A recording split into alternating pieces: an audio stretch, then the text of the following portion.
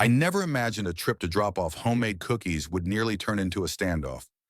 My daughter Maya Carson had just returned home for a brief visit. She rarely got time off. Understandable, given that she's a tactical operations commander for the FBI. That means high-risk raids, hostage rescues, and split-second decisions. She's calm under pressure, highly trained, and above all protective.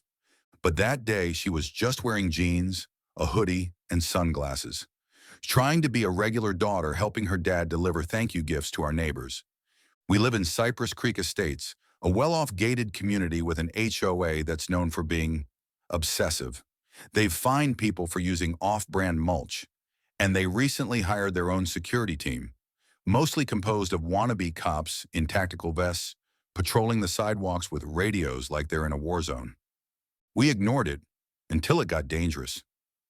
Maya had walked down to the cul-de-sac to drop off cookies for Mrs. Brennan, our 80-year-old neighbor who uses a walker. 10 minutes later, I got a panicked call from another neighbor.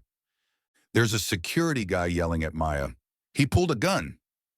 I ran. By the time I got there, the scene was surreal. One of the HOA's rent-a-cops, a bulky man in mirrored sunglasses with a shaved head and an ill-fitting vest, was standing with his hand on the grip of his pistol, half drawn, yelling at Maya to get on the ground. His voice was shaking, but his finger was dangerously close to the trigger. And Maya, cool as a glacier, she stood straight, hands relaxed, eyes locked on him.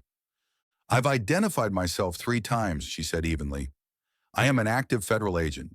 You are seconds from committing a felony. He didn't flinch. You were acting suspicious. She was handing cookies to an elderly neighbor, I shouted. She was loitering. You don't belong here, he snapped. That was his big mistake. Maya slowly pulled out her wallet, holding up her credentials. FBI, full clearance, tactical division. You're pointing a weapon at a federal officer on private property without cause, she said, her voice still low. You're not law enforcement. You're a liability. A small crowd had gathered. Phones were out. Whispers turned to shouts. The security guard's face flushed. He finally holstered the weapon, muttering something about protocol. But Maya wasn't done. She radioed in. 5 minutes later, a black Suburban rolled up. Out stepped 2 real agents and 1 local police officer who took statements while the HOA guard stood there, visibly shrinking.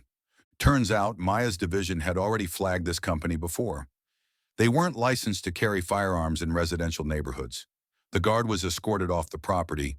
His weapon was confiscated. The fallout was swift. Within days, the HOA board was in crisis mode. Residents were furious. Parents spoke up. People realized that they'd hired a security firm that endangered instead of protected. The company was fired. The HOA president resigned. As for Maya, she stayed calm through it all. Honestly, she said that night sipping tea, this wasn't even in my top 10 most dangerous days. She may look like the girl next door, but that's the thing about real strength. It doesn't need to shout. And next time the HOA wants to play soldier, they better pray they don't cross paths with a real one.